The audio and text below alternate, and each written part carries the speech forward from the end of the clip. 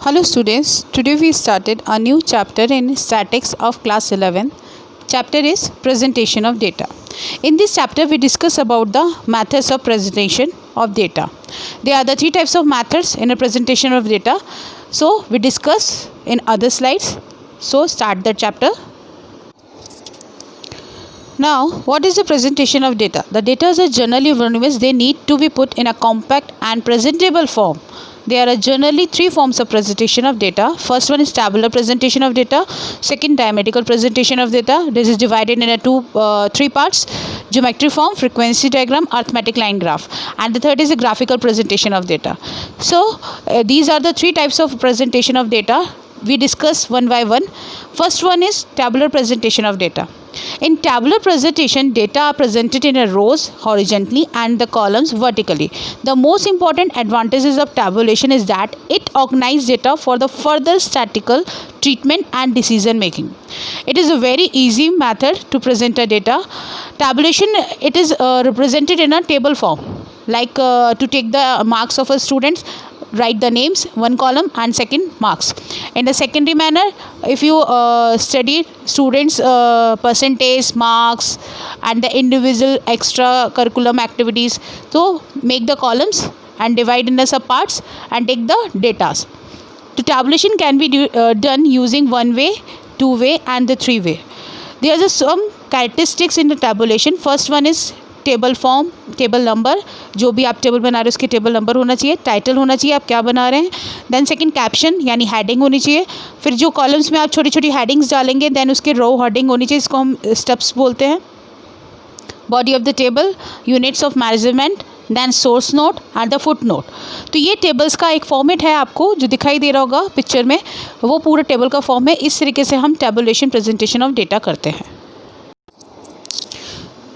Now, kinds of table. Classification of tables in a three parts. Objective and purpose. Second, nature of data. Third, extend coverage. Generally यहाँ पे purpose के हिसाब से, objective के हिसाब से डिवाइड किया है दो पार्ट्स में, general and specific purpose table. फिर नेचर के हिसाब से डिवाइड किया है दो, original and the derived table. Then extent of coverage के हिसाब से क्या है, सिंपल एंड कॉम्प्लेक्स टेबल. तो ये कुछ डिवाइडेशन है.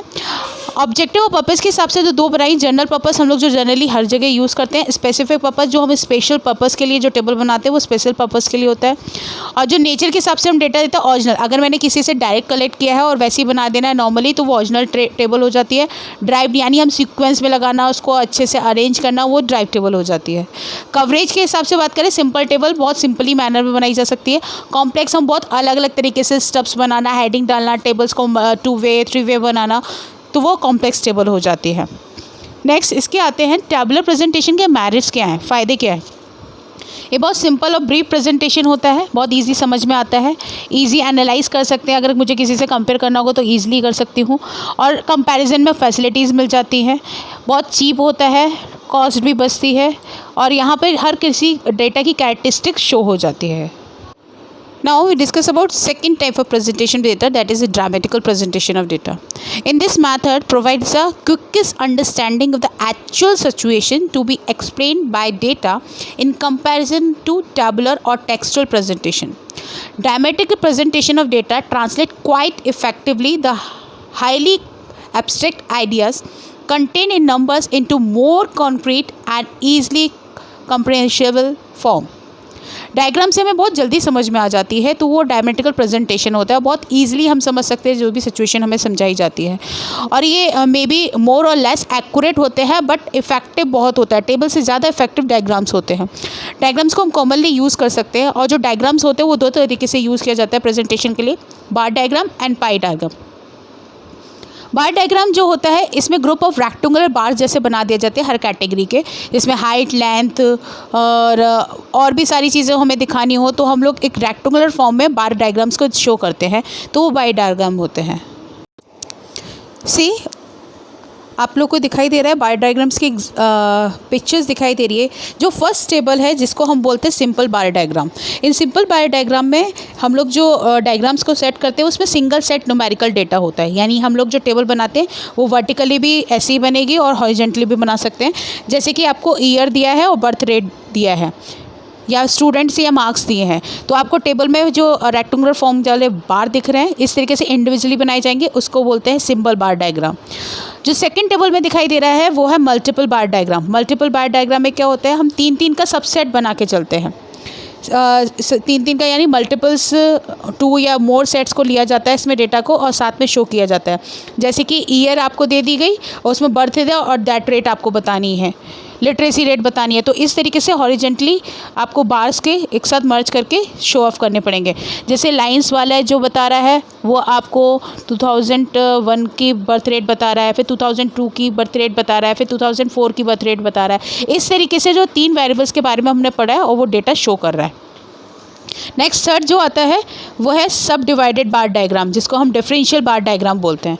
इसमें क्या होता है, इसको हम डिवाइडेड कर लेते हैं, एक ही कॉलम होता है उसमें हम लोग पार्टीशन कर लेते हैं, एक ही रेक्टेंगुलर बार में ही कर देते हैं। Different parts of the bars are shaded with different colours. इस तरीके में क्या होता है, ईयर दिया जाता है और हमने 3 सेक्टर्स ले लिए, प्राइमरी, सेकेंडरी एंड टेरिटरी ले लिया। तो ये तीनों सेक्टर्स के बारे में आपको बताया जा रहा है कितना कितना परसेंटेज है। तो ये हमारा होता है सब डिवाइडेड यानी डिफरेंशियल बार डायग्राम। तो ये तो हमारे टाइप्स हो गए किसके, बार डायग्राम्स के। इसके बाद हाँ एक और यूज़ करते हैं हम लोग परसेंटेज में भी, उसमें भी हम लोग डिफरेंशियल वाले जैसे ही यूज़ किया जाता है, परसेंटेज से निकालते हैं उसमें भी। अब जो नेक्स्ट बता रही हूँ वो है पाई डायग्राम। अब पाई diagram is a component diagram, a circle whose area is proportionally divided among the components it is called pie chart, also called a angular diagram, circle diagram, circle graph, pizza chart or sector graph. The circle is divided into many parts as there are components by drawing straight lines from the center to the circumference. तो pie chart एक तरीके से circle होता है जिसमें हम लोग divided करके प्रेजेंट करते हैं किस किस एरियाज़ में क्या क्या चीज़ें हैं। तो एक तरीके से इसमें प्रोपोर्शनली डिवाइडेड डायग्राम बोल सकते हैं इसे। पाई चार्ट यानी पाई सर्कुलर डायग्राम को बनाने के लिए कुछ स्टेप्स लिए जाते हैं। तो फर्स्ट स्टेप है, pie chart usually are not drawn with absolute value of a category. हम यहाँ पे कोई भी एब्सोल्यूट वैल्यूज़ को लेके नहीं बना सकते हैं। The values of each category are first express as a percentage of the total value of the all categories. ये सब परसेंटेज में हम शो करके बना सकते हैं। Second, a circle in a pie chart respective of its value of radius. हम radius से ऐसे निकालते हैं, जैसे कि 100 इक्वल पार्ट्स करने हैं मुझे सर्कल के, तो 3.6 डिग्री हमने लिया तो 360 डिवाइडेड बाय 100 कर दिया ईच का। तो इससे हमें क्या एंगल पता चल गए सर्कल्स के कि किस किस एंगल से हमें बनाने हैं। तो हमने वो परसेंटेज निकाला और हमने पाई चार्ट को बना दिया। और थर्ड में जनरली यहाँ पे ये देखना पड़ता है कि जो डाटा हमें मिला है, जो कंपोनेंट हमें मिला है, उसको किस तरीके से हम शो करेंगे या कंपोनेंट्स को हम कैसे कन्वर्ट करेंगे परसेंटेज में। उसके लिए एक फॉर्मूला यूज़ किया जाता है, angular part in circle is equal to value of component divided by total value into 360। यानी ए डिग्री निकालने के लिए यानी डिग्रीज निकालने के लिए C/T इंटू 360 करा जाता है। इससे क्या होता है कि आप बहुत ईजिली सेक्टर्स निकाल सकते हो, ईजिली आप लोग परसेंटेज निकाल सकते हो और शो कर पाओगे आप सर्कल में। तो पाई चार्ट में इस तरीके से शो किया जाता है, डायग्राम आपको शो किया जा रहा है और उसमें परसेंटेज में आपको वैल्यूज़ भी शो हो रही है। थोड़ा सा हम न्यूमेरिकल क्वेश्चन देखते हैं। एक क्वेश्चन है आपको, इसमें आपको बार डायग्राम के थ्रू समझाना है। इसमें आपको क्या होगा, सेक्टर्स दिए होंगे, ईयर्स दिए है, क्यूमुलेटिव परसेंटेज निकालना है, फिर ईयर दिए, फिर क्यूमुलेटिव परसेंटेज निकालना है। आपको ईयर्स दिया जैसे 18.3, दैन 22.6, दैन 59.1, इसका टोटल निकल के आ रहा है 100। अब यहाँ क्यूमुलेटिव फ्रिक्वेंसी कैसे निकालेंगे, पहली डिजिट तो 0 प्लस 18.3 किया तो कितना आया, 18.3 आ गया। फिर 18.3 में ऐड किया 22.6 कितना आ गया, 40.9 आ गया। फिर 40.9 में हमने ऐड किया 59.1 तो 100 आ गया। तो ये क्यूमुलेटिव फ्रिक्वेंसी इस तरीके से निकाली जाती है। फिर 2008-9 की भी ऐसी निकाली।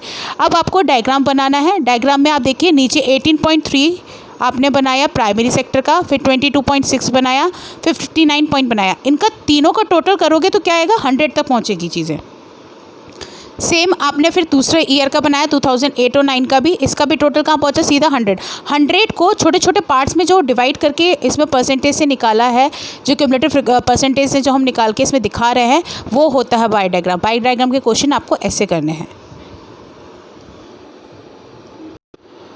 Next pie chart. Pie chart का क्वेश्चन देखिए, आपको इसमें सेक्टर्स दिए हुए हैं, primary, secondary, transport, insurance, community, social services का, और इसमें शेयर दिए हुए हैं 18.2, 23, 27.8, 17.5, 15.5। अब इसमें आपको निकालना कैसे है, हमने इसका फॉर्मूला बताया था आपको कि फॉर्मूले में कैसे निकालना है। इसी चीज़ को यहाँ पे शो कर रही हूँ, जैसे कि 18.2 डिग्री डिवाइडेड बाय 100 इंटू 360 करके कितना सेक्टर निकल के आ गया, 65.3 समथिंग में। ऐसे ही आपको डिवाइडेड करना है 100 से और इंटू करना है 360 से, जो जो आपको 0% शेयर दिया हुआ है। इससे आपके पास सेक्टर आ गए, आपने पाई चार्ट लिया और इसको आपने प्रोजेक्टर की मदद से या डी से भी आपने उस डिग्रीज़ में उनको शो करके दिखा दिया। तो ये चीज़ होती है पाई चार्ट में। इस तरीके से आपको शेयर निकालना पड़ेगा पूरे पाई चार्ट में। तो ये एक चैप्टर यहाँ पे कंप्लीट होता है। इफ़ कोई भी प्रॉब्लम आप लोग को होती है बच्चों, आप लोग पूछ सकते हो ERP के through. Thank you so much.